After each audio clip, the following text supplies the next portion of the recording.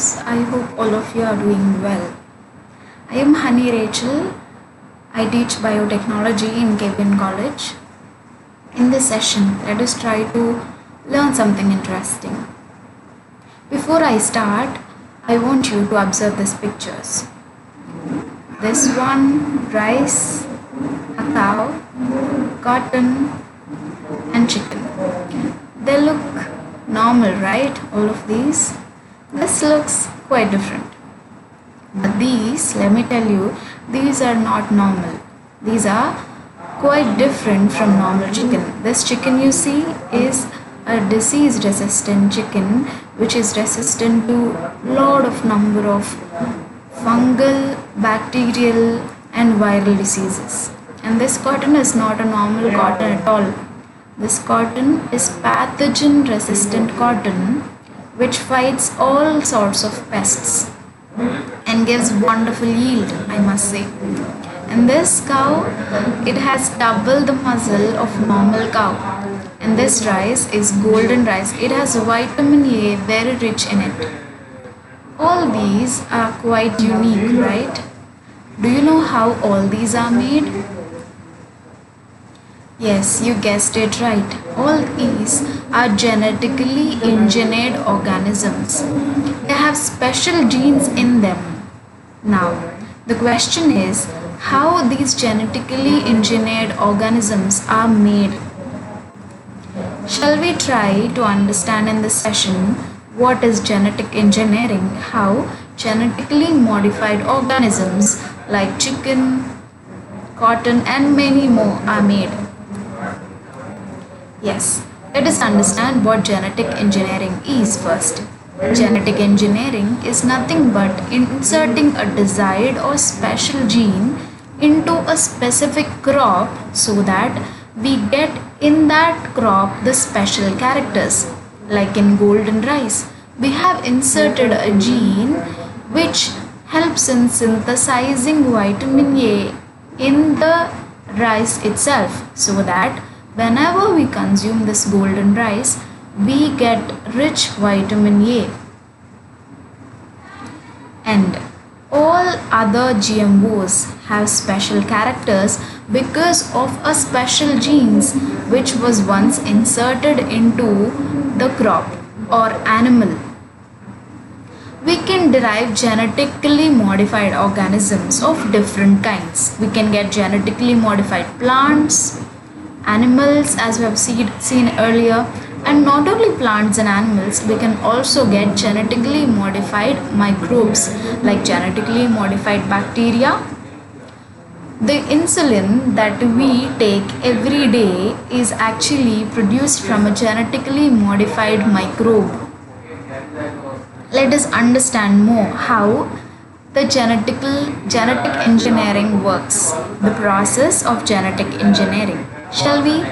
Yes.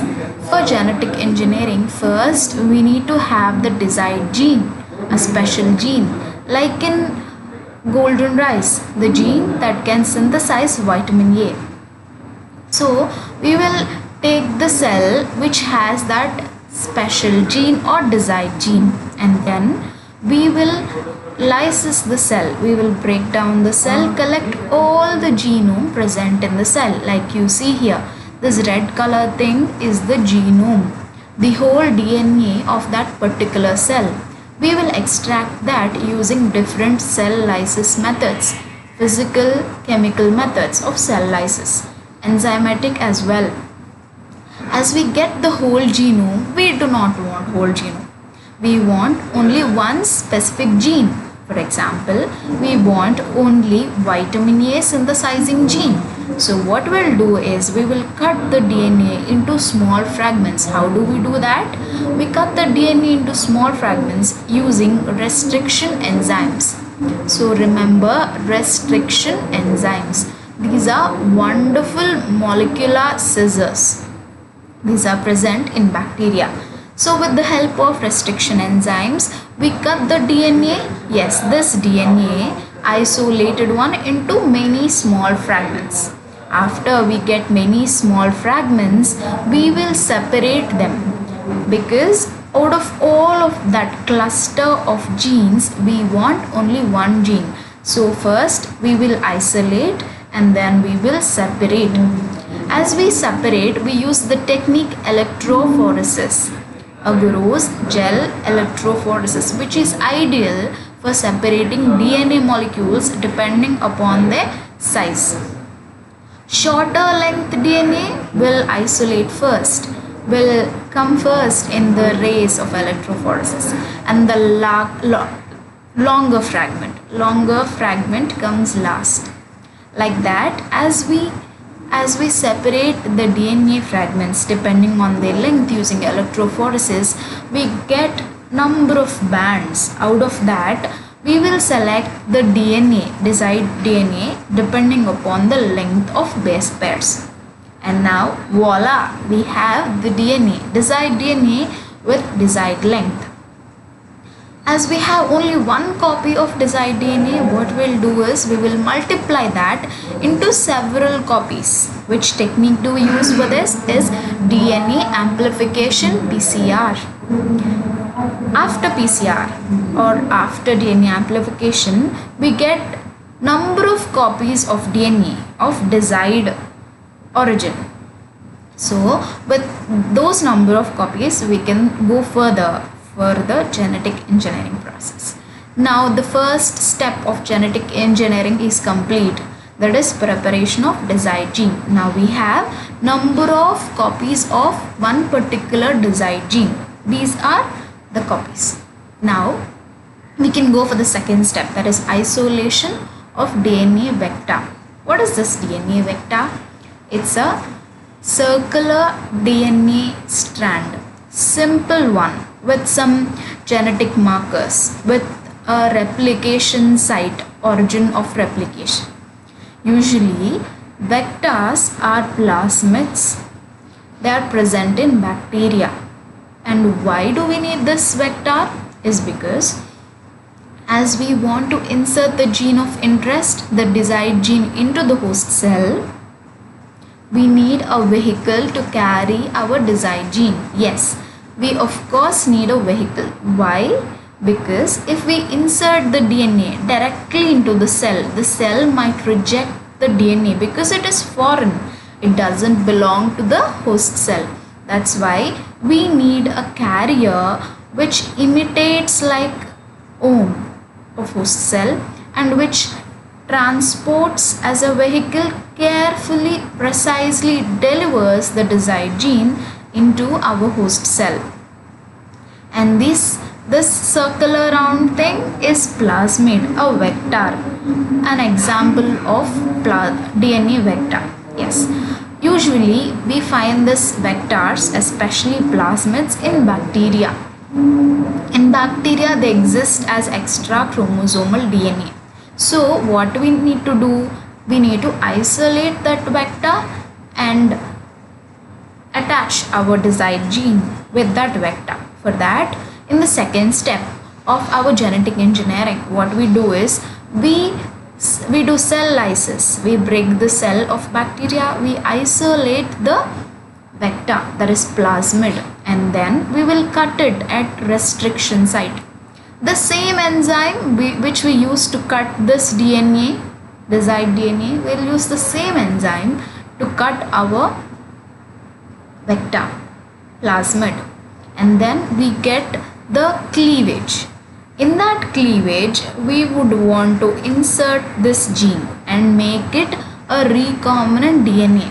So with this cleavage and with this fragment, who will help us attach these two is a wonderful enzyme called DNA ligase. Yes, DNA ligase acts as a molecular glue and sticks both the desired gene as well as our vector. And then as we use DNA ligase and combine the two, the fragment as well as the vector, we get a recombinant DNA. We call it recombinant because it has an foreign gene in it and it is recombinant. Yes, we finally have the desired gene inserted into the vector. Now we just have to insert that vector. Sir, insert that recombinant DNA into the host cell. The host cell can vary. It can be a plant, it can be an animal cell, it can be a bacterial cell as well. In this picture, we were just focusing more on bacterial recombination. So, as a host cell, so we took bacterial cells, and in the fourth step, we are inserting the recombinant gene. How do we do that? We use several gene transfer methods, physical methods like microinjection, particle bombardment, or biological methods like transfection, transformation, chemical methods like liposome mediated gene transfer. Through all these gene transfer methods, we will insert the recombinant DNA into our host cell. As the host cell accepts the recombinant DNA, do you know what it becomes? It becomes a recombinant cell. Yes, a cell which contains recombinant DNA is called recombinant cell.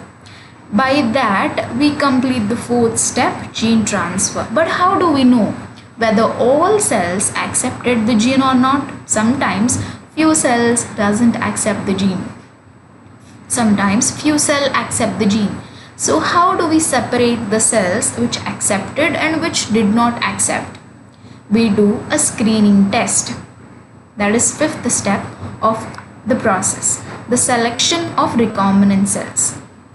So for that purpose, what do? We take the cells, recombinant cells, and grow them in a special medium. In a petri dish. And on that, we get two types of colonies, blue and white. Yes, if you see it here, yes, we have both blue circles and yellow circles. The blue colonies are non-recombinant, the cells that do not have any desired DNA. The white colonies are those cells which have our recombinant DNA. So here in this step, we select only white colonies. We select only those cells which have recombinant DNA, and then finally we use all those cells to produce a desired protein or to create a plant or animal with desired gene, transgenics. Yes. Do you know all these animals and plants, they are called transgenics. They have special gene in them. Shall we go further? Yes. In this process, there are two key elements. The restriction enzymes, which helps in digesting the DNA or cutting the DNA at specific sites, leaving blunt or sticky ends. And another element, the most important one, is cloning vector. Yes, we have restriction enzymes like EcoR1, BAMH1. We also have cloning vectors like PBR322. Let us study more about these tools of genetic engineering in the next session. I hope you enjoyed this session. Thank you.